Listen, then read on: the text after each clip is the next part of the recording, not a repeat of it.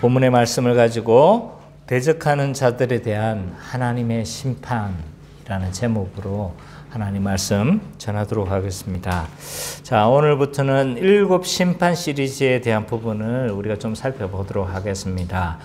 지난주 우리가 보통 설교하고 나서는 지난주 복습 시간을 좀 가져요. 근데 이제 오늘 이 지난주에 대한 복습보다는 오늘 해야 될 7 심판 시리즈에 대한 어떤 서론적인 부분들을 좀 먼저 하는 것이 좋겠다 싶어서 지난주 복습은 생략하고 오늘은 이제 이 7 심판 시리즈가 시작되기 전에 우리가 먼저 알아야 될 어떤 신학적 배경 또 신학적 전제 이런 것들에 대해서 먼저 우리가 좀 살펴보도록 하겠습니다.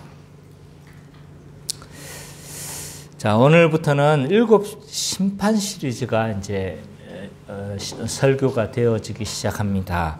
오늘은 인심판, 첫 번째에서 네 번째 인심판이 있는데 또 인심판이 다 끝나고 나면 또 나팔심판, 또 7 심판이 또 계속 진행이 되고요. 그 다음에 그것이 또 끝나면 7 대접 심판이 쫙 진행이 되죠. 이것이 16장까지 계속 진행이 됩니다. 그 가운데 중간에 물론 좀 삽입되어지는 부분들이 좀 있긴 하지만 어쨌든 이런 큰 맥락은 그렇게 이제 흘러가게 되어지죠. 근데 이 심판 시리즈에 우리가 먼저 들어가기 전에 개론적인 부분들을 먼저 좀 알아둘 필요가 있습니다. 몇 가지 이제 반드시 알아야 될 지침. 그래야 이것이 알아야지 이 심판 시리즈가 좀 이해가 되어질 것 같아요. 자, 그러면 이 나팔 대접 심판 시리즈를 우리는 어떻게 이해해야 할 것인가 라고 했었을 때 첫 번째 우리가 좀 알아야 될 것은 뭐냐면 이것은 하나님이 세상을 심판하는 내용이라는 거예요. 그러니까 심판의 대상이 신자가 아니라 불신자다 라는 거죠. 우리가 7 심판 시리즈를 읽어보면요, 대부분의 사람들이 공포를 느껴요. 물론 아무 생각 없는 사람들 많아요. 읽어도 이게 무슨 판타지 같은 무슨 소리야? 라는 이렇게 반응하고, 전혀 개념치도 않는 사람들이 있죠. 이런 사람은 대부분 불신자들이에요. 불신자거나 아니면 성경을 믿지 않는 사람들이죠. 교회는 다닌다 할지라도. 그러나 이 성경을 진지하게 그리고 믿음으로 읽는 사람은요, 이 요한계시록을 보기 시작하면 굉장히 좀 공포에 쌓이기 쉽습니다. 왜냐하면 너무 이게 무서운 이야기들이 많거든요. 전쟁이 일어나고 천재지변이 일어나고 심지어 지구 최후의 날 이런 영화 같은 일들이 분위기가 굉장히 많이 반복되어지기 때문에 공포에 휩싸이기 참 쉽습니다. 그러나 우리가 이해해야 될 중요한 전제는 뭐냐면 7 심판의 전제는 뭐냐면 심판의 대상이 신자가 아니라 세상이라는 거죠. 누구라고요? 세상. 그러면 그렇게 목사님 그렇게 주장하는 근거가 뭡니까? 라고 했었을 때 본문을 주의를 해나가면요, 굉장히 이 심판이 신자를 향한 심판이 아니라 불신자를 향한 심판이라는 것이 본문에 너무 많이 이렇게 드러나고 있어요. 오늘 본문에도 보면 계시록 6장 9절 읽지는 않았어요. 9절부터 11절을 보면 이 인심판이 일어나게 된 배경에 대해서 설명하고 있어요. 근데 그 일어나게 된 배경이 뭐냐면 순교자들의 뭐예요? 순교를 당한 영혼들이 신원을 하는 거예요. 우리의 핏값을 갚아주옵소서. 우리의 핏값을 갚아주옵소서라는 순교자들의 그 신원에 의해서 이 심판이 시행이 되는 거죠. 그러면 그 순교자들의 신원에 의해서 이 심판이 시행이 되어진다라면 신자를 향한 심판일 수 있을까요? 아닌 거죠. 그죠? 불신세계에 대한 심판이라는 것을 우리는 충분히 알 수가 있습니다. 또 계시록 6장 12절 17절을 보면요. 좀 뒤에 있죠. 여섯째 인의 심판의 대상이 누구냐 하면 하나님과 예수 그리스도를 대적하는 자들이다라고 직접적으로 언급하고 있어요. 그래서 본문을 자세히 읽어보면 우리가 자세히 안 읽어서 그래요. 자세히 읽어보기만 하면 이 안에 어떤 내용이 있냐면 이 심판의 대상이 신자가 아니고 불신자구나 라는 생각을 할 수가 있을 것 같아요. 있습니다. 그리고 뒤에 이제 나팔 심판에서도 우리가 살펴보면 그때 심판의 모티브가 뭐냐면 애굽의 열재앙이에요. 애굽의 열재앙. 그래서 열재앙과 같은 그런 심판들이 굉장히 많거든요. 분명히 이것은 애굽의 열재앙에서 가져왔다는 것을 본문에서 드러내고 있어요. 그러면 애굽의 열재앙의 심판의 대상은 누구였습니까? 하나님의 백성을 대적하는 이집트, 애굽 사람들에 대한 심판이었어요. 그러면 이 심판이 누구에 대한 심판이라는 걸 알 수가 있어요? 하나님의 백성, 즉 교회를 핍박하는 세상에 대한 심판이라는 것을 간접적으로 드러내고 있다는 거죠. 이런 모든 것을 우리가 종합해 봤을 때 이 심판의 대상은 누구인가? 불신세계와 하나님을 대적하는 자에 대한 심판이다라는 것을 우리는 알 수가 있습니다. 그렇기 때문에 신자는 이 7 심판의 내용을 보고 어떻게 해야 되는 거예요? 오히려 카타르시스를 이렇게 카타르시스 꽃이다 이것까지는 아니지만 그러나 신자에게 위로가 되어지고 격려가 되어지는 내용이라는 거죠. 그래서 이 신자가 두려워할 일은 아니라는 거예요. 이것에 대해서 우리는 잘 좀 먼저 이해해야 됩니다. 또 두 번째로 우리가 알아야 될 내용은 뭐냐면 이 심판, 나팔 심판, 대접 심판의 시기가 도대체 언제냐, 언제 일어나는 일이냐라고 했었을 때 이것은 교회 시대 내내 일어나는 일이다라는 거죠. 7 심판 시리즈를 많은 사람들이 두려워해요. 특히 신자, 열심히 있는 신자들이 많이 두려워하는데 왜 두려워하냐면요. 이제 이게 마지막 최후 7년에 일어날 일로 많이 이해를 하는 거예요. 마지막 예수님 재림하기 직전 7년으로 이해. 그러니까 조금 더 전문적인 용어를 사용한다면 세대주의가 해석하는 마지막 7년일 거라는 생각들 때문에 많이 두려워하는 거예요. 그래서 만약 거기서 내가 휴가 당하지 않으면 그 심판을 뭐 한다는 거예요. 다 자기들이 겪게 될 일로 이해를 하는 거죠. 그렇기 때문에 그런 입장에서 보면 이것은 굉장히 두려운 일이 되고 말 겁니다. 이 일은요, 7 심판 시리즈는 교회 시대 내내 일어나는 불신세계에 대한 하나님의 심판이에요. 물론 그 대상도 불신세계이지만 이것은 계속적으로 간혹적으로 계속 일어나는 일들이다. 어쩌면 우리는 경험하지 못하고 지나갈 수도 있는 일일 수도 있다라는 거죠. 그렇기 때문에 이것에 대해서 너무 두려워할 일이 아니라는 거예요. 세 번째, 이것은 역사 가운데 순차적으로 일어나는 일이 아니라 비순차적으로 일어나는 일들이라는 거예요. 그러니까 첫 번째 인이 됐으니까 그 다음 두 번째 인심판이 일어나겠네. 그럼 두 번째 인심판이 일어났으니까 세 번째 인심판이 일어나겠네. 이것을 역사 대응적 해석이라고 해요. 그래서 비슷한 사건처럼 보이는 것들이 굉장히 많이 있거든요. 그래서 전쟁이 일어난다고 하니까 그게 2차 대전 그게 아닌가? 그러면 다음 심판이 이거니까 이 심판이 또 이 심판이 이제는 일어나겠네 라고 이렇게 순차적으로 일어나는 일로 이해하기 쉽다는 거예요. 그렇지 않다는 거예요. 이 코로나만 해도 어떻습니까? 전무후무한 일이에요. 코로나로 인해서 예배가 중단되어질지 그 누가 알았겠습니까?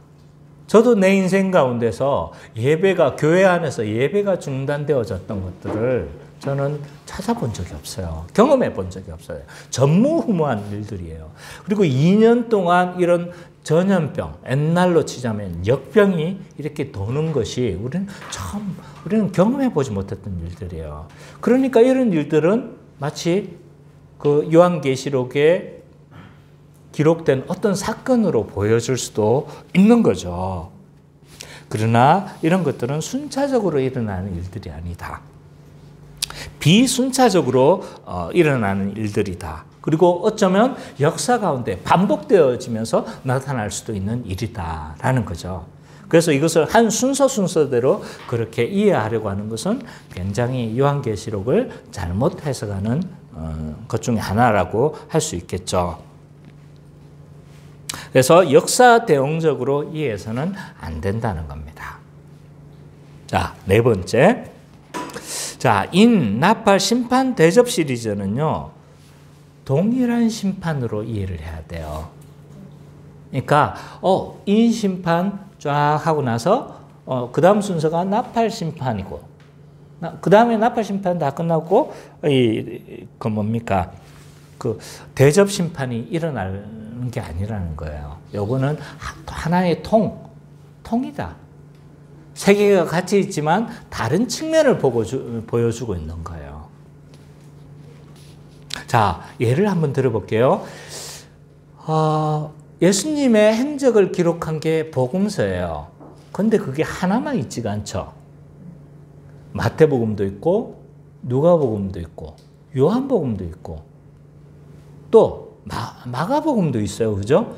그거는 예수님의 행적을 다 보긴 다 봤어. 그런데 요한이 본 예수님, 마가가 본 예수님, 누가가 본 예수님. 그러니까 뭐예요? 서로 중첩되어져 있죠. 그죠? 중첩되어져 있고, 그래서 어떤 사건들은 계속 좀 같은 사건들이 여러 군데 기록되어진 것들이 많이 있는 거죠. 옛날에 저는 이걸 몰랐어요. 처음 예수님 믿었을 때. 그래, 성경을 읽어보려고 딱 읽어봤는데, 이거 앞에서 읽어본 내용인데, 왜 또 나오지? 라는 생각을 했었죠. 그래서, 7 심판 시리즈가 이렇게 착착착 순서대로 기록되어져 있지만, 이것은 중첩되어져 있는 내용이다. 라는 거예요. 그래서 같은 심판으로, 동일한 심판으로 이해를 해야 합니다. 이렇게 해석하는 근거가 뭐냐? 왜 같은 걸로 봐야 되냐라고 했었을 때 이 구조적 유사성을 가지고 있어요. 이게 같은 심판이라는 것을 요한은 여러 군데서 암시를 하고 있어요. 그러니까 4+3 구조. 그래서 이 4+3 구조는 뭐냐면 앞에 우리가 지금 인심판도 4개만 보죠. 그죠? 이 4개의 심판은요, 보통 뭐냐면 서로 긴밀하게 연결되어져 있어요. 나팔 심판도 마찬가지예요. 서로 긴밀하게 연결되어 있는 거예요. 근데 5, 6, 7은요, 서로 개별적이에요. 서로 연관성이 없어. 따로따로 그냥 전혀 다른 이야기처럼 연관성 없이 그렇게 심판을 한다는 거죠. 그래서 4+3 구조라고 보통 해요. 이건 요한계시록에서.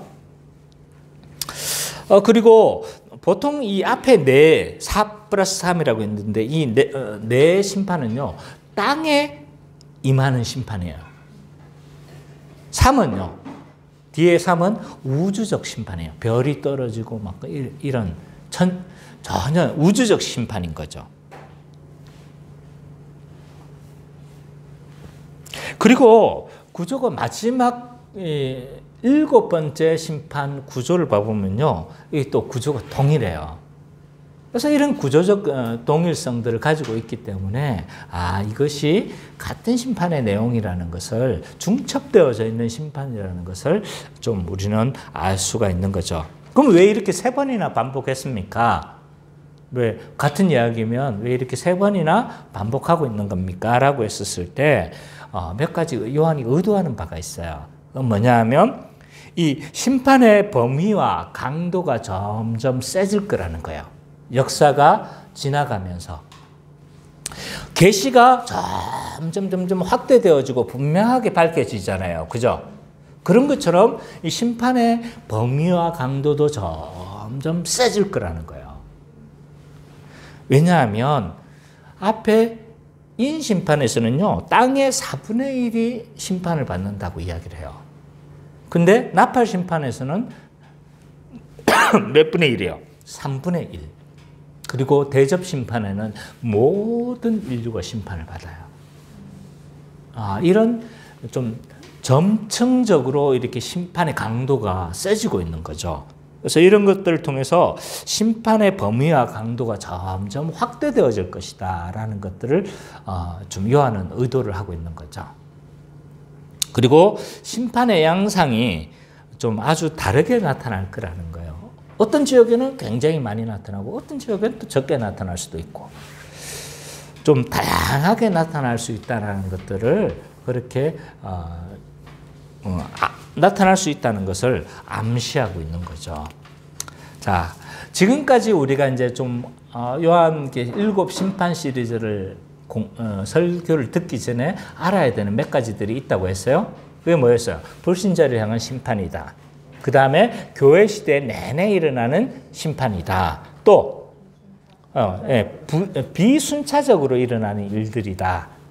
그리고 이 세 가지 나팔 시리즈는 심판 시리즈는 동일한 하나의 중첩된 심판이다 라는 거죠. 이 네 가지를 우리는 염두에 두고 자, 좀 본문을 살펴나갔으면 좋겠습니다. 물론 더 알아야 될 것들이 있지만 이 네 가지들은 이제 중요한 내용들이기 때문에 제가 이야기를 한 겁니다. 자, 오늘 일곱인 심판 시리즈 중에서 우리가 좀 먼저 살펴봐야 될 것은 첫 번째에서 네 번째 인 심판에 대해서 우리가 좀 살펴보도록 하겠습니다. 오늘 본문을 한번 읽어보도록 하죠. 우리 주성민 형제가 좀 한번 좀 읽어주십시오. 1절에서 8절까지. 내가 봄에 어린 양이 일곱 인 중에 하나를 떼시는데 그때 내가 들으니 내 생물 중에 하나가 우레소리 같이 말하되 오라 하기로 이에 내가 보니 흰 말이 있는데 그 탄 자가 활을 가졌고 면류관을 갖고 나아가서 이기고 또 이기려고 하더라. 둘째 인을 떼실 때 내가 들으니 둘째 생물이 말하되 오라 하니 이에 다른 붉은 말이 나오더라. 그 탄 자가 허락을 받아 땅에서 화평을 지하여 버리며 서로 죽이게 하고 또 큰 칼을 받았더라. 셋째 인을 떼실 때 내가 들으니 셋째 생물이 말하되 오라 하기로 내가 보니 검은 말이 나오는데 그 탄 자가 손에 저울을 가졌더라. 내가 내 생물 사이로부터 나오는 듯한 음성을 들으니 이르되 한 데나리온의 밀 한 대요 한 데나리온의 보리 석대로다. 또 감람피와 포도주는 해치지 말라 하더라. 넷째 인을 떼실 때 내가 넷째 생물의 음성을 들으니 말하되 오라 하기로 내가 보면 청황색 말이 나오는데 그 탄자의 이름은 사망이니 음부가 그 뒤를 따르더라. 그들이 땅 4분의 1의 권세를 얻어 검과 흉년과 사망과 땅의 짐승들로서 죽이더라. 예, 자 감사합니다. 이 5장에서 어린 양이신 앞에 장에서요. 어린 양이신 예수님이 이제 어떤 분으로 묘사가 되어졌습니까? 지난주 설교를 보니까 인을 떼시기에 합당하신 예수님이다라는 것을 우리가 좀 살펴봤어요. 그리고 예수님이 인을 뗄 때 막 반응이 어땠습니까? 구원하심이 이렇게 막 내생물과 24장로들이 막 그리고 모든 피조물들이 어떻게 했습니까? 하나님 그리스도 어린 양 되신 그리스도를 노래하고 찬양을 했어요. 인을 뗄 때. 근데 오늘 6장에 보니까 대조적인 현상이 나타나요. 인을 떼니까 어떤 현상이 일어납니까? 심판의 현상이 일어나요. 맞죠? 왜 같은 인을 뗐는데 이것은 뭐 다른 사건이 아닌 거예요. 같은 인을 뗀 거예요. 같이 인을 뗐는 같은 사건인데 왜 한쪽에서는 예배하고 한쪽에서는 심판이 일어나는가? 이 심판이 일어나는 현상에 대해서 우리는 어떻게 이해를 해야 될까요? 이것을 이해하기 위해서는 우리가 항상 기억해야 될 것은 뭐냐면 하나님의 구속과 심판은요 붙어 있는 거다. 심판과 구원은 항상 붙어 있는. 지난주에도 내가 잠깐 언급을 했어요, 그죠? 심판과 구원은요 따로 있는 게 아니에요. 사실은 한 사건의 두 측면인 거예요. 예, 동전의 양 측면과 같다는 거예요. 그래서 예수님의 구속 사건, 즉 인을 떼는 사건은요, 구속 사건이 이제 시작되어지고 이 땅에 하나님 나라를 가져오신 거잖아요, 그죠? 하나님의 구속 사건이 이제 막 시작되어지고 비밀에 닫혔던 그 계시가 확 열리는 거예요. 그러면서 이제 그것이 성취되는 이 순간에 신자에게는 어떤 의미가 있느냐? 어마어마한 기쁨과 구원의 사건인 거예요. 찬양할 수밖에 없는 거예요, 그건. 엄청난 사건이 일어난 거예요. 우리의 죄 문제가 어떻게 된 거예요? 해결되어졌죠, 그죠? 예수 그리스도가 오심으로 말미암아 죄 문제가 해결됐죠. 그로 인해서 뭐가 되어졌습니까? 하나님 나라를 이 땅에 가져오시고 하나님 나라에 우리가 어떻게 들어가게 됐어요? 죄 문제가 해결되어지고 그리스도의 의가 우리에게 전가되어지니까 어떤 문제? 하나님 나라에 들어갈 수 있는 이런 자격들이 갖추어지게 됐죠. 또 하나님의 아들이 되어졌어요. 이것을 황금 사슬이라고 했죠, 그죠? 그래서 이런 어마어마한 사건들이 우리에게 일어났기 때문에 신자에게는요 엄청난 축복의 사건이에요. 반대로 악한 영적 세력에게는 어떤 의미일까? 라고 했었을 때 이거는 어마어마한, 이건 완전히 대멸망의 날인 거예요. 대멸망의 날. 하나님을 대적하는 자들에게는 이것은 완전히 심판의 날인 거예요. 사단은요 무적행에 갇혀가지고 끝없이 떨어져서, 물론 실전적으로 그렇게 떨어진다는 건 아니에요. 사단이 결박됐다는 표현이 무적행에 갇혔다는 건데, 사단은요 무적행에 갇혀지는 그런 운명에 처하고 그를 따르는 자들이 완전히 박살나는 거예요. 대심판의 날인 거예요. 종말을 구하는 사건들인 거예요. 악한 자들에겐. 그래서 종말은 예수님 재림하실 때가 종말이 아니라 언제가 종말이다? 예수님이 오신 그때가 종말인 거예요. 종말이 이미 시작되어졌고 아직 완성되지 않았다 라고 표현하는 거예요. 왜? 사탄이 종말을 했기 때문에. 악한 세력이 종말을 했기 때문에 종말은 예수님이 오셨을 때 종말이 이미 시작되어지는 거죠.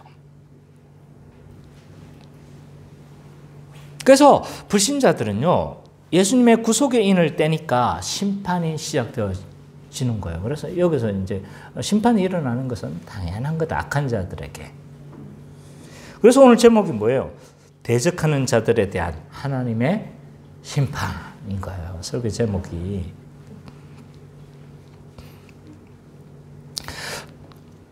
또 우리가 좀 또 알아야 될 건 뭐냐면 인을 뗄 때 심판이 될 거라는 것이 5장에서 이미 암시가 되어졌어요. 그게 뭐였어요? 안팎으로 쓰여진 글이었어요. 안팎으로 쓰여진, 그게 이제 에스겔 2장 9절에서 10절과 관련되어진 이제 그것이 인용되어진 거예요. 거기 보면 이제 안팎으로 쓰여진 글이 있는데 그 안에 보니까 각종 애가와 애곡과 재앙의 말이 기록되어져 있다라고 그렇게 되어졌어요. 그래서 이미 그 안에 심판이 예고되어져 있다는 것도 우리는 좀 앞에서 우리가 이미 좀 살펴봤습니다. 자, 이 심판을 수행하기 위해서 오늘 본문에 보니까 네 말이 등장합니다. 청황색, 검정색, 흰색, 빨강색, 이 말들이 등장해요. 이 말들은 도대체 어떤 존재일까? 어떤 존재일까요? 자, 이 말은요, 스가랴서 6장 1절에서 8절 좀 찾아주시고요. 스가랴 1장 8절과 15절을 배경으로 하고 있어요. 스가랴서를 배경으로 해요. 이거는 우리 성민 형제가 1장 8절에서 15절을 찾아주세요. 좀 읽어봐야 될 것 같아요. 6장 1절에서 8절. 스가랴 6장 1절.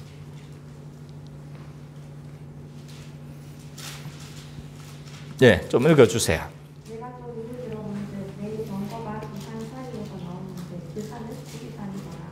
첫째 정거는 붉은 말들이, 둘째 정거는 검은 말들이, 셋째 정거는 흰 말들이, 넷째 정거는 어둠지고 번창한 말들이 되었는지라. 내가 내게 말하는 천사에게 물어이르되 내 주여 이것들이 무엇입니까 하니 천사가 대답하여 이르되 이는 하늘의 내 바람인데 세상이 주 앞에 서 있다가 나간 것이라 하더라. 검은 말은 북쪽 땅으로 나가고 흰 말은 그 뒤를 따르고 어루진 말은 남쪽 땅으로 나가고 완장한 말은 나가서 땅에 두루 다니고자 하니 그가 이르되 너희는 여기서 나가서 땅에 두루 다니라 하니 곧 땅에 두루 다니거라. 그가 내게 외쳐 말하여 이르되 북쪽으로 나갈 자들이 북쪽에서 내 영을 쉬게 하였느니라 하더라. 그리고 스가랴 1장 8절에서 15절. 내가 밤을 보니 한 사람이 붉은 말을 타고 골짜기 속 화석류 나무 사이에 섰고 그 뒤에는 붉은 말과 저녁빛 말과 백마가 있기로 내가 말하되 내 주여 이들이 무엇이니까 하니 내게 말하는 천사가 이르되 이들이 무엇인지 내가 내게 보이리라 하니 화석류 나무 사이에 선 자가 대답하여 이르되 이는 여호와께서 땅에 두루 다니라고 보내신 자들이니라.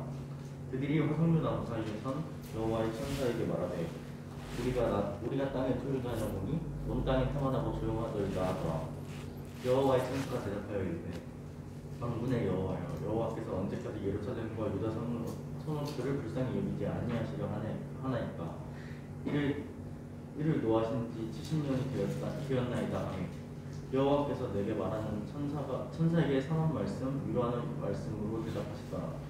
내게 말하는 천사가 내게 이르되 너는 외쳐 이르기를 만군의 여호와의 말씀에 내가 예루살렘을 위하며 시온을 위하여 크게 질투하며 아니란 여러 나라들 때문에 심히 진노하니 나는 조금도 하였거늘 그들은 힘을 내어 고난을 더하였습니다. 이제 이 본문을 갑자기 보니까 이 본문이 어떤 의미인지를 이제 잘 모를 수 있어요. 근데 이 두 본문을 종합해 보면 네 말이 공통적으로 등장해요. 근데 이 말의 의미가 뭐냐면 하나님의 뜻을 수행하고 하나님의 심판을 대행하는 자들인 거예요. 그래서 두루 다니면서 하나님의 심판을 대행하는 자들이다 라는 것을 알 수가 있어요. 그래서 이 스가랴 이미지를 누가 차용한 거예요? 요한이 그대로 가져오는 거예요. 근데 이 1장에서 봐보면 왜 이 심판을 행하게 됐는지 이유에 대해서 설명하고 있어요. 뭐냐면 스가랴서에 보니까 이 스가랴서가 언제 기록된 거예요? 포로 전? 아니 멸망 전? 포로 후죠, 그죠? 맞아요. 포로들이 다 돌아와가지고 성전 지을 때, 그때 이제 이 스가랴 선지자는 성전 건축을 독려하던 선지자였단 말이에요, 그죠? 그러니까 이 선지서는 포로 후기에 기록된 거라는 걸 알 수가 있어요. 근데 이제 쭉 이야기를 하면서 뭐라고 이야기를 하고 있냐면, 원래 유대인들이 바벨론 포로로 잡혀갔죠. 그죠? 포로로 잡혀간 게 뭐 때문에 잡혀간 거예요? 하나님의 언약 백성으로서 율법에 신실하지 못했던 거예요. 그죠? 그래서 언약적 저주를 받아서 어디로 간 거예요? 다 결국은 망했잖아요. 그죠? 그래서 그것이 계속 신명기도 그렇고 여호수아도 그렇고 쭉 보면 너희가 순종하지 않으면 멸망 당할 거라고 이렇게 쭉 이야기를 하고 있거든요. 그래서 그들이 언약을 결국 지키지 못해요. 율법에 신실하지 못한 거죠. 그래서 어떻게 되냐면 그 약속대로 그 땅에서 쫓겨나는 거예요. 그래서 쫓겨나가지고 이때 그 하나님의 명령을 수행하던 자가 누구냐면 바벨론 거죠. 그죠? 유다를 멸망시켰잖아요. 그죠? 그리고 포로로 다 잡아간 거예요. 그래서 이 추방당해서 날아갔는데, 잡혀갔는데, 그 이방 사람들은요, 이 이스라엘을 심판하도록 부르심을 받은 자들인 거예요. 가시가 된 자들인 거죠. 근데 오늘 1장 15절을 봐보면요, 왜 이 네 말을 보내는지에 대해서 좀 자세히 나오고 있는데, 왜 보내냐면, 하나님은 조금 노했대요. 이스라엘 백성들이 이렇게 순종하지 않고 하나님 뜻에 순종하지 않는 것들에 대해서 안일한 여러 나라들 때문에 심히 진노하나니 뭐 때문에 하나님이 진노하냐면 이 옆에 이방 나라들에 대해서 하나님이 진노하는 거예요. 왜? 나는 조금 노하였거늘 그들은 힘을 내어 뭐예요? 고난을 더하였다라고 이야기를 한 거예요. 그러니까 하나님이 심판의 도구로 사용하긴 했는데 조금만 때리기를 원했는데 자기 자식을 어떻게 때리는 거예요? 완전히 막 칼로 찌르고 날린 거예요. 하나님은 어떻게 된 거예요? 열받은 거예요, 지금. 이해하기 쉽게 표현하자면. 하나님이 자기 백성을 그렇게 막 때리니까 그래서 내 말을 통해서 어떻게 하는 거예요? 심판을 대행하는 자들로 보낸 거예요. 자, 그 이미지가 요한은 그대로 가져왔어요. 그래서 이 네 말은 뭔 거예요? 하나님의 백성을 괴롭히고 하나님의 언약 백성인, 새 언약 백성인 이 교회를 대적하고 괴롭히고 하나님을 반대하는 자들을 뭐 하는 거예요? 심판하는 도구로서 네 말을 사용하는 거죠.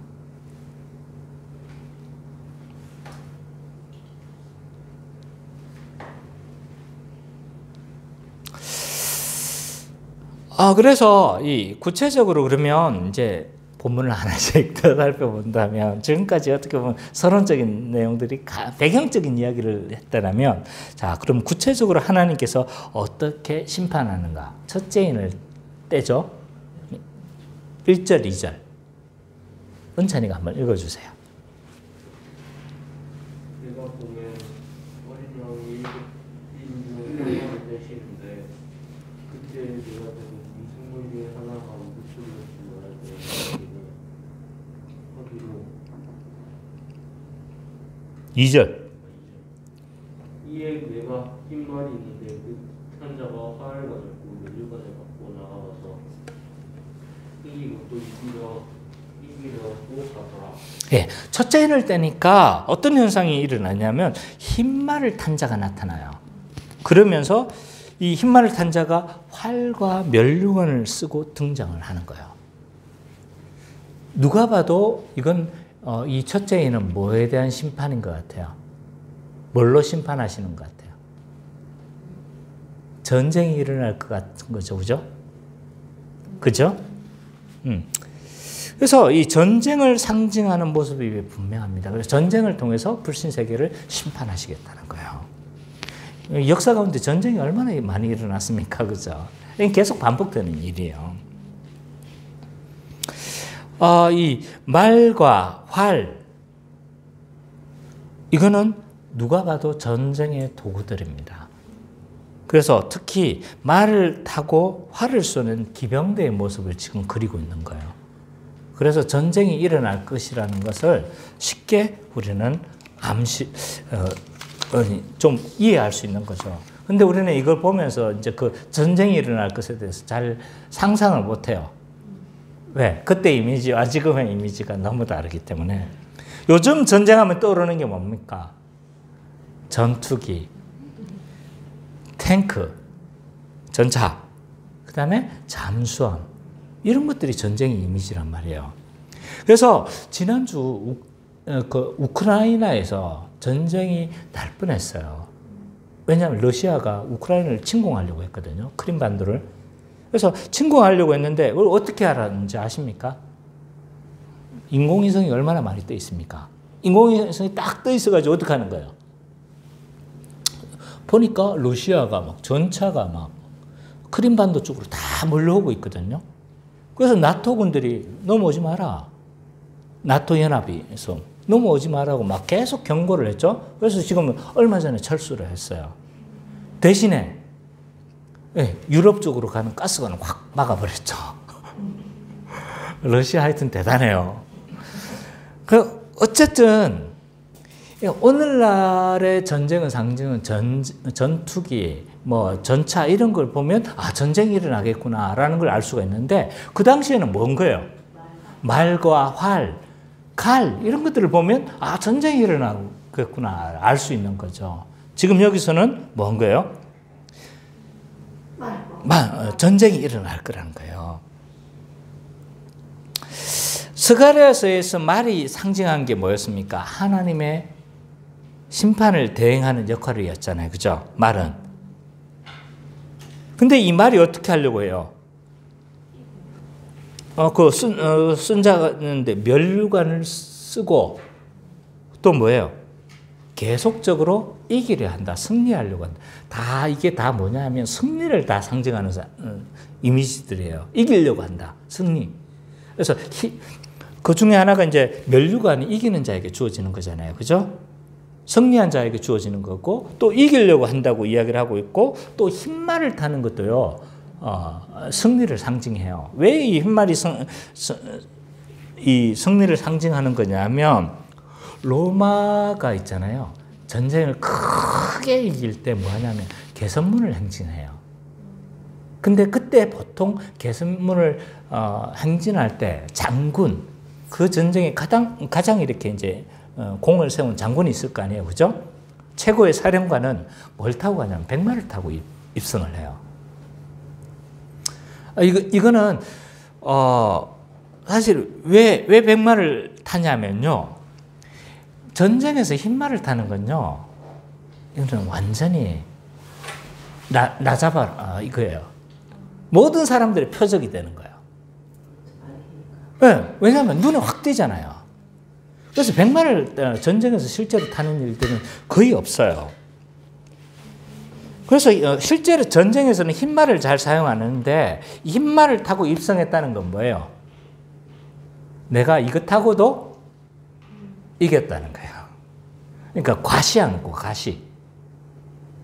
내가 이거 타고 내가 모든 사람 표적이 됐는데도 내가 이겼다라는 걸 과시하는 거죠. 이것을 처음 사용했던 사람이 누구냐면 내가 알기로 카이사르였어요. 카이사르. 그러니까 모든 사람들이 이걸 뭐 하는 거예요? 패러디하는 거죠. 일종의 과시와 허세였는데 그래서 이거 흰말을 탔다는 건요. 개선문을 통과했다는, 승리했다는 거예요. 그래서 다 지금 뭐인 거예요? 승리를 암시하고 있는 겁니다. 그래서 면류관을 쓰고 승리를 상징하죠. 흰말을 타는 것도 승리를 상징하죠. 이기고 이기려 했다는 것은 다 이제 승리를 이야기를 하고 있죠. 아 그러면 이건 뭐냐면 이 흰말이 이기고 탄자가 이기고 승리하려고 했다는 건 뭐냐면 하나님의 심판을 대행하는 전령이었잖아요. 이상. 그러니까 이것을 어떻게 하려고 했다는 거예요? 더욱 심판을 대행하는 전령으로서 매우 효과적으로 뭐 한다는 거, 그 임무를 대행하려고 했다는 거예요. 심판을 아주 있잖아요. 효율적으로 수행하려고 했다는 것들이 드러나고 있는 거죠. 그러니까 철저하게 전쟁을 통해서 뭐 하겠다는 거예요? 심판하겠다는 거예요. 그 심판의 대상이 누굽니까? 하나님을 대적하는 불신세계인 거예요. 자, 오늘 본문에서는 자세히 읽어보면 지금 누구를 원래 이제 영적인 의미로 이 대상은 누구라고 했어요? 심판하려고 하는 대상이 하나님을 대적하는 불신세계라고 했죠. 근데 사실은요, 본문을 봐보면요, 누구를 염두에 두고 있냐면 로마를 염두에 두고 있어요. 로마. 그 당시 하나님의 교회를 대적하고 핍박하던 자들이 누구였어요? 로마였잖아요. 그래서 로마를 공격하겠다라는 걸 있잖아요. 암시해주고 있어요. 뭘 보면 알 수가 있냐면, 이 지금 말을 타고 활을 쏘려고 하는 자들이 기병이라고 했죠. 로마는요, 기병대가 발달하지 않았어요. 이거는, 그래서 이 기병이 별로 없는 거예요. 로마의, 시오노 나나미의 로마인 이야기를 읽어봐 보면요. 기병대가 초창기 한 200년까지는요. 이 기병대가 많이 발달하지 못했어요. 주로 뭐냐면 백부장 단위의 백병전인 거예요. 로마의 전술은. 그래서 쫙 서가지고 방패 쫙 걸어가면서 방패를 딱 하고 있다가 막 버티고 있다가 푹 찌르고 딱 이렇게 이제 이 단검이 굉장히 유명한 거거든요. 이게 이제 로마의 기본 전술이에요. 100명 단위로 하는.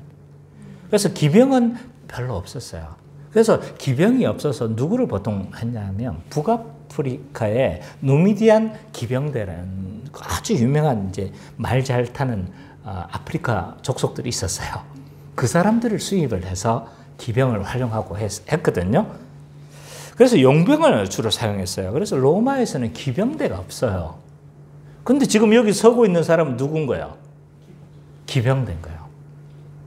이 기병대는 누구를 암시를 하냐면 파르티안.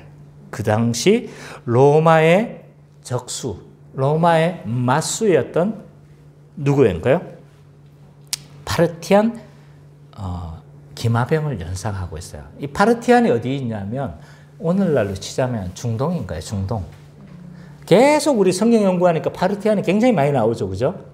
파르티안을 암시하고 있는 게 왜 많이 나냐면 그 당시 이제 로마하고 맞수가 되는 사람들이 유럽 쪽은 없었어요.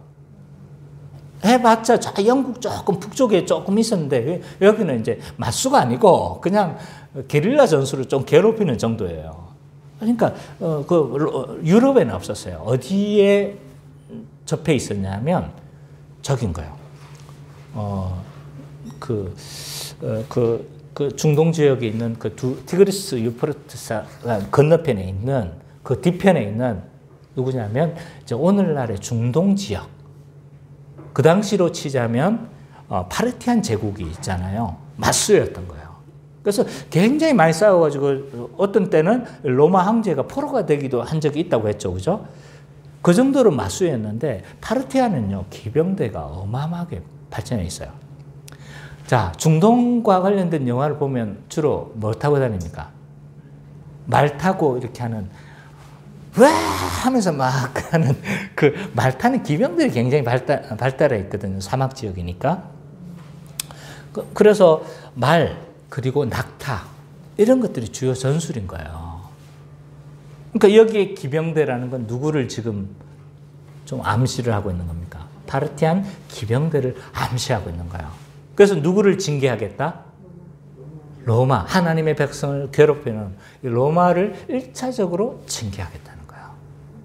이걸 좀 더 확장하면요. 하나님을 대적하는 모든 자들을 어떻게 하겠다는 거예요? 전쟁을 통해서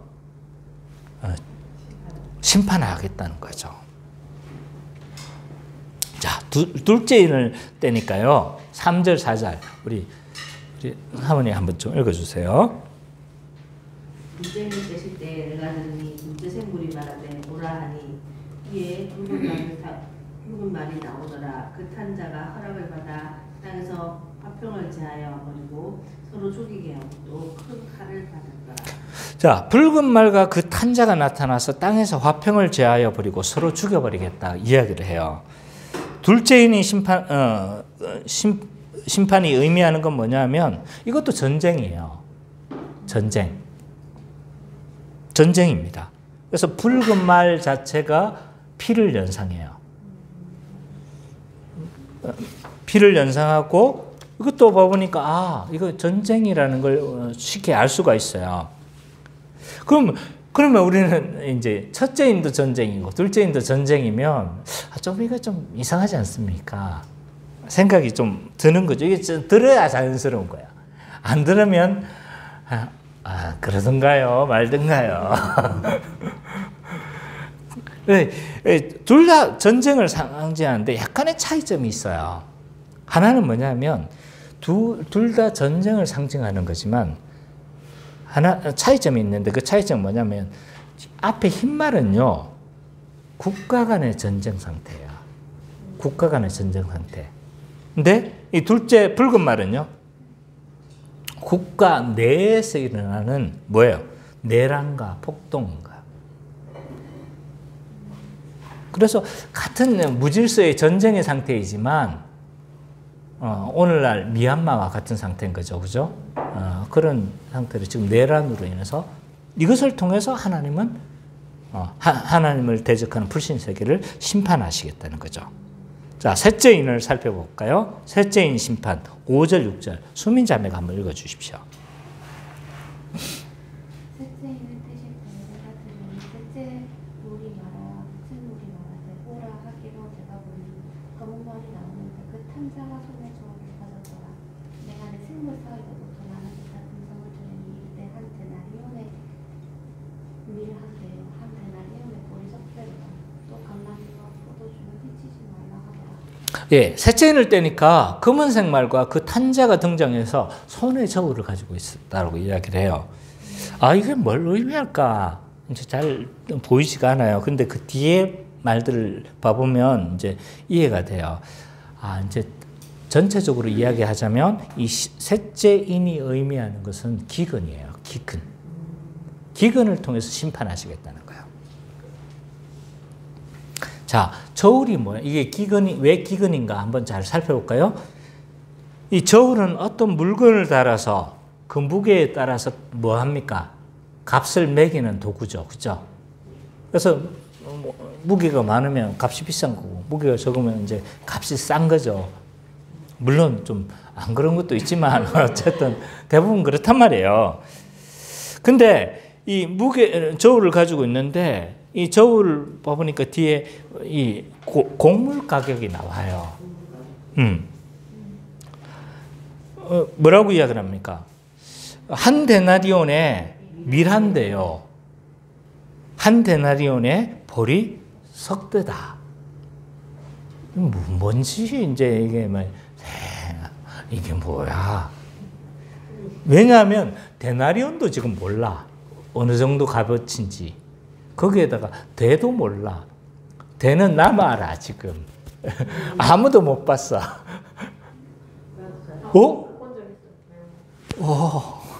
그렇구나. 보긴 봤구나. 예, 맞아요. 이 대는 요만한 사각형에 이제 곡물을 요만큼 달아가지고 이제 한 대라고 하거든요. 근데 한 데나리온이 어느 정도의 값어치냐면 오늘날 노동자가 하루치 품삯인가요? 그럼 한 노동자가 하루치 품삯이 지금 한 15만 원 받는다면 노가다 해가지고 그죠? 15만 원을 받는다면 15만 원에 밀 한 대고 15만 원에 보리 석 대라는 거예요. 자, 밀 한 대 가지고 한 사람이 얼마쯤 먹을 수 있을까요? 그 당시 이쪽 사람들은요 밀이 주식이었어요. 그러니까 보리는 이제 잘 안 먹는 이런 밀이 주식이었기 때문에 밀을 먹으면요 한 대잖아요. 그럼 한 대에 얼마인 거예요? 한 사람이 먹을 수 있는 거예요. 그럼 하루 종일 해야지 한 사람이 먹을 수 있는 식량이 겨우 나오는 거예요. 자, 그러면 내 집이 있다. 한 가정에 한 사람만 있는 게 아니잖아요. 그럼 네 사람이 우리 4인 가족으로 치면 이제 한 대 가지고 네 사람이 버텨야 되는 거야. 지금 뭐로 지금 있는 거예요? 기근으로 지금 극심한 기근이 있다는 것을 우리는 알 수가 있습니다. 그래서 이 가격은요, 사실은 그 당시 가격으로 봤을 때 말도 안 되는 가격입니다. 이 키케로, 로마의 그 원로였던 키케로의 기록을 봐보면요, 그 당시 곡물 가격의 16배에 해당하는 겁니다. 16배의 비싼 상황인 거예요. 그래서 이 검은색 말은 기근으로 하나님을 대적하는 자들에 대해서 심판하시겠다라는 것을 우리가 알 수가 있습니다. 그런데 그 상황에서도 올리브 기름과 포도주는 남겨두라라고 이야기를 해요. 이건 뭐냐면 심판 중에도 하나님께서 은혜를 베푸시겠다는 거예요. 그래서 이것은 은혜를 베푸시는 것이기도 하지만 뭐예요? 회개하라는 메시지도 있는 거예요. 그래서 회개하라. 회개하지 않으면 더욱 극단적 심판을 하시겠다라는 것도 우리가 알 수가 있는 겁니다. 그리고 마지막 넷째인을 우리가 살펴보도록 하죠. 7절, 8절. 우리 선미자매가 한번 읽어주십시오. 내가 넷째 생물의 음성을 들으니 말하되 오라 하기고 내가 몸에 청한색 말이 나오는데 그 탄자에 이르는 상황이니 홍부가 그 뜻을 따르더라. 그들이 땅 4분의 1의 권세를 묶어서 뱀과 흰령과 사망과 땅의 짐승들을 쏘주리더라. 자, 넷째인을 떼니까 청황색 말과 그 탄자가 나타나서 막 여러 가지 행하죠. 근데 이 심판이 특별하게 특정할 수가 없어요. 앞에 내용들을 요약한 것 같아요. 그래서 기근도 있고 뭐 또 여러 가지 앞에 세 가지 인이 종합된 듯한 느낌이 있어요. 그래서 이 청황색 자체가 굉장히 기분 나쁜 색깔입니다. 청황색 말이 있다고 생각해 보세요. 청색빛을 띠면서 좀 아주 기분 나쁜 색깔인 거죠. 근데 그의 이름이 뭐예요? 사망인 거예요. 사망. 이 사망과 음부는요, 그 시대에 같이 좀 동의어로 쓰여졌던 말입니다. 그러니까 사망이 음부가 그 뒤를 따른다는 게 뭐 이게 당연한 결과인 거죠. 그리고 이 청황색 말을 탄 자는요, 땅에 4분의 1의 권세를 부여받았다고 이야기를 해요. 그래서 4분의 1을 어떻게 심판하시겠다. 4분의 1의 권세를 받았다는 건요, 이 심판도 제한적이다. 은혜를 베푸시고 있다. 회개해라. 이런 메시지를 지금 다 담고 있는 거예요. 그래서 심판하시지만 하나님은 또 뭘 요청하고 있는 거예요? 회개를 요청하고 있고 돌이키라고 그렇게 이야기를 하고 있고 또 그 심판 가운데서도 하나님은 은혜를 베풀고 있다라는 것을 우리는 알 수가 있습니다. 자, 그래서 이런 우리 이제 내 심판에 대해서 우리가 좀 살펴봤습니다. 오늘 살펴본 것은 7인 심판 시리즈 중에서 첫 번째와 네 번째 심판의 내용이었는데요. 잠깐 요약해보면 이렇습니다. 7인 심판은요, 기본적으로 누구에 대한 심판이다? 네, 신자가 아니라 불신세계에 대한 하나님의 심판이다. 인을 떼었을 때 심판이 나타나는 이유는 뭐냐면 신자에겐 구원이지만 뭐예요? 불신자에겐 심판이다. 네 마리 말이 상징하는 바는 하나님의 심판을 대행하는 존재다. 첫째 인이 상징하는 바는 뭐예요? 나라와 나라의 전쟁을 통해서 하나님 불신세계를 심판하시겠다. 둘째 인은요, 전쟁이지만 내전을 통해서 하나님은 불신세계를 심판하시겠다. 셋째 인이 상징하는 바가 뭐예요? 기근을 통해서 하나님은 심판을 하시겠다. 그리고 넷째 인이 상징하는 바는 앞에 심판을 요약하고 있고 4분의 1을 제한적으로 지금 심판하시겠다라고 이야기를 하고 있어요. 이것은 하나님이 은혜를 베풀고 있는, 심판 중에서도 은혜를 베풀 뿐만 아니라 돌이키라고 그렇게 요청하고 있는 것이라고 할 수 있다고 이야기를 했습니다. 그래서 오늘 본문 전체에서 우리에게 주는 핵심 메시지는 뭐냐면 이거예요. 하나님은요, 하나님의 복음을 복음의 원수들에 대해서요, 다양한 방법으로 뭐 하시겠다? 반드시 심판하시겠다는 거예요. 하나님을 대적하는 자에게는요, 반드시 하나님의 심판이 있어요. 자, 하나님은요, 아까도 우리가 좀 살펴봤지만 세상을 통해서 하나님의 백성을 심판을 해요. 이게 하나님의 방법이에요. 여호수아 23장 12절 13절 한번 찾아봅시다. 여호수아 23장 12절 13절.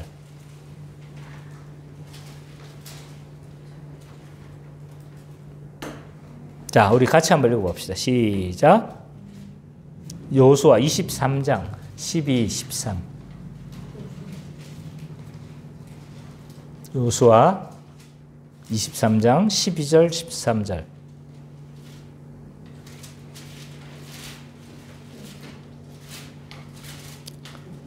같이 한번 읽어봅시다. 시작. 너희가 만일 들어와서서 너희 중에 남아있는 이 민족을 가까이 하며 더불어 혼인하며 서로 언례하며 확실히 알라. 너희 하나님 여호와께서 이 민족을 너희 목전에서 다시는 쫓아내지 아니하시니 그들이 너희에게 올무가 되며 덫이 되며 너희의 옆구리에 채찍이 되며 너희의 눈에 가시가 되어서 너희가 마침내 너희 하나님 여호와께서 너희에게 주신 이 아름다운 땅에서 멸하리라.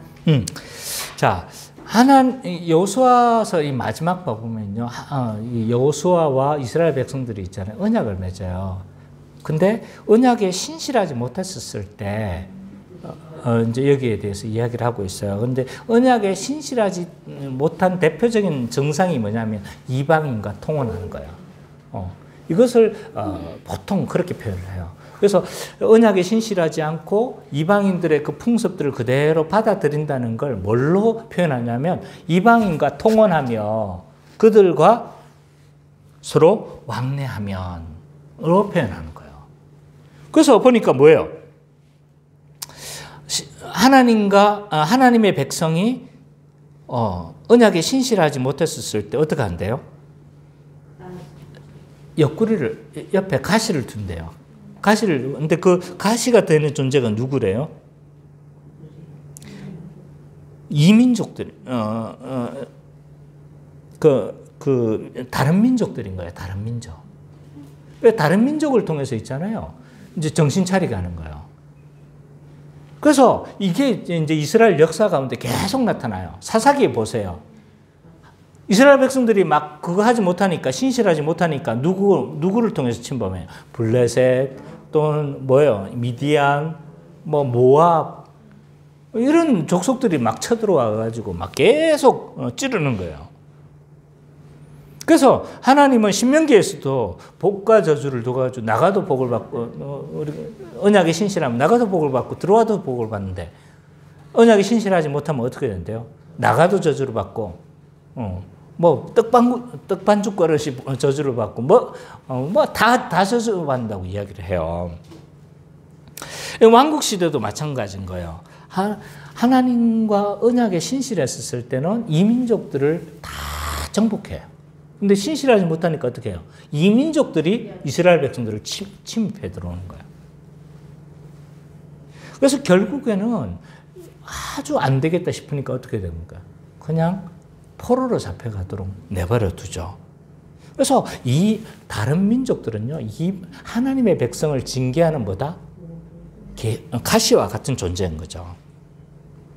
그래서 이런 가시들을 통해서 언약에 신실하게 돌이키고 또 깨닫게 하고 또 알게 하는 거죠. 징계하는 수단인 거예요. 근데 이러한 세상은 하나님의 심판의 도구인데, 근데 이제 스가랴서를 보니까 아까 뭐예요? 과도했다. 나는 요만큼 화냈는데 너희들은 이만큼 화를 내가지고 내 백성을 왜 괴롭히냐. 뿔이 난 거예요. 참 하나님. 그런 것 같아요. 내 아들을 내가 때리면 괜찮은데 다른 사람이 때리면 되게 기분 나쁘잖아요. 그렇죠? 자, 오늘날 한국교회도 이와 비슷한 모양새를 가지고 있는 것이 사실이에요. 완전 한국교회는요, 지금 온갖 것을 다 맡고 있어요. 동네북이에요, 동네북. 왜 이렇게 됐을까? 우리는 예수 그리스도와 새 언약을 맺은 존재들이죠. 그들이 교회예요. 그래서 언약에 신실해야 되는 거예요. 하나님과 맺은 언약에. 근데 봐보니까요, 우리가 신실하지 못한 거예요. 하나님의 복음은 희미해져 가는 거예요. 복음에 대해서 가르치고 지키게 하고, 마태복음 28장 그리고 1장 8절이나 사도행전 1장 8절에서 말하고 있는 것처럼 가르쳐 지키게 하고 사례를 줘야 되는데 그렇지 않은 거예요. 또 성례를 통해서 우리는 복음을 알아야 하고 성례를 통해서 복음이 선포되어져야 되는데 이거 뭐 하는지 몰라요. 성례를 하면서도 이것이 어떤 의미를 가지는지 지금 희미해져 가고 있다는 거예요. 복음만 희미해지는가? 그러면 복음을 통해서 우리는 어떤 존재가 되어야 됩니까? 하나님을 사랑하고 하나님의 언약 백성은 하나님을 사랑하고 이웃을 사랑해야 돼요. 근데 지금 한국 교회는 어떤 상황이냐 했었을 때 사실은 각자 도생하는 존재다. 늘 자주 제가 이야기를 하잖아요. 지금 서로는 한 몸으로 살아가기보다는 각자 도생하면서 살아가는 그러한 교회가 돼버렸어요. 이것은 전혀 사랑하는 것이 아니죠.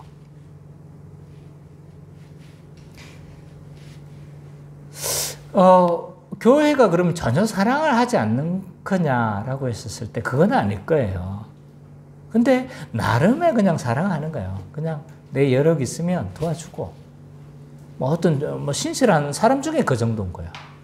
신실한 사람 중에 여력이 생기면 도와주고 이런 거죠. 내 기준대로 내 나름대로 그냥 사랑하는 거예요. 각자의 기준대로. 교회 안의 세속주의는 굉장히 위험한 상황입니다. 지금 돈을 섬기는 것이 상당한 수위에 올라와 있고 그렇잖아요. 임직할 때 뭐 합니까? 임직 헌금을 받아요. 그게 성경에 나와 있는 건가요? 없는 거예요. 말씀을 뽑아요. 아니 점치는 것도 아니고 말씀 가지고 점치는 거예요? 뭐예요? 전혀 성경적이지 않아요.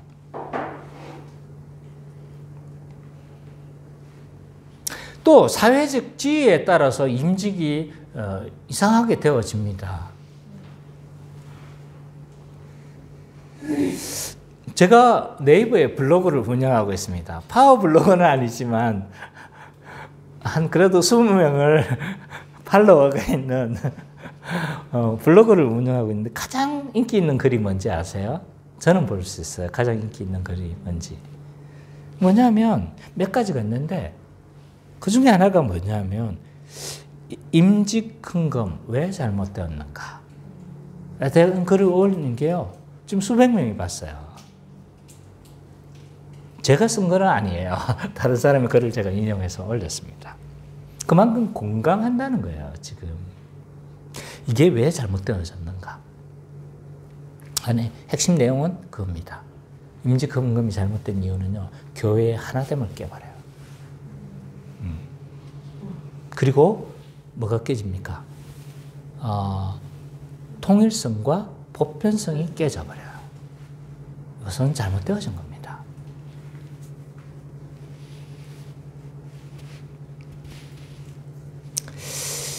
그래서 그런지 우리가 하나님의 그 언약에 신실해서 그런지 모르는데 세상이 있잖아요. 가시가 되어서 우리를 찔러요. 그래서 세상 사람들이 교회를 볼 때요, 찢기처럼 봐요. 제가 자주 이야기했잖아요. 신자라고 밝히기가 즐겁습니까? 좀 자연스럽지는 않죠, 그죠? 그래서 우리는 이제 신자라는 게 밝혀진 걸 좀 별로 안 좋다는 걸 우리는 본능적으로 느껴요. 그래서 우리 목사님 부르기가 뭐 하니까 어떤 분들은 이제 주부장님, 김부장님 이렇게 부른다고. 왜냐하면 그 자체가 별로 이제 존경받지 못한다는 걸 알기 때문인 거예요.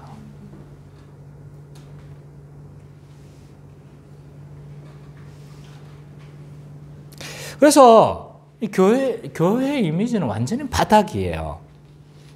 심지어 언론도 의도적으로 교회를 공격하는 것처럼 보여져요. 코로나에 걸리면 꼭 교회 확진, 무슨 교회 확진. 다른 사람은 다 언급 안 하면서 왜 교회만 확진됐다라고 이야기를 하는 거란 말이에요. 저는 마음이 불편해요. 그런 것에 대해서는.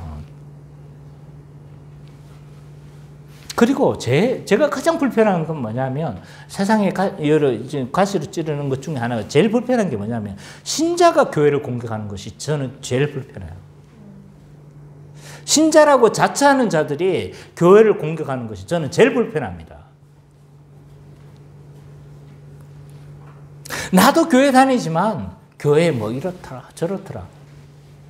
아니 도대체 교회 밖의 사람이에요? 교회 안의 사람이에요? 문제가 없다는 거 아니에요. 분명히 문제가 있어요. 근데 그 세상에 까발리고 세상에 막 고발하고 세상에 언론에 고소를 해서 과연 그것이 성경적인 방법인가? 그리고 그렇게 해서 해결되어질 문제인가? 물론 알아요. 저는 교회가 지금 자정 능력이 있는가라고 했었을 때 이미 자정 능력을 저는 잃어버렸다고 생각되어져요. 왜 그러는지도 알아요. 그러나 그것이 하나님의 방법인지 우리는 깊이 생각해 봐야 합니다.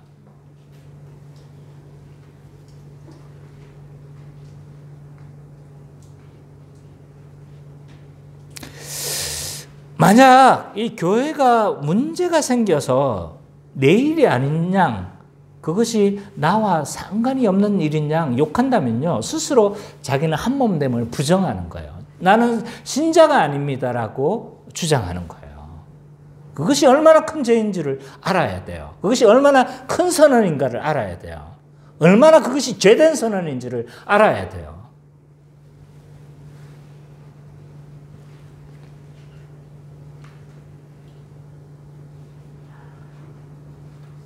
지금 교회는 마음껏 유린되고 있습니다.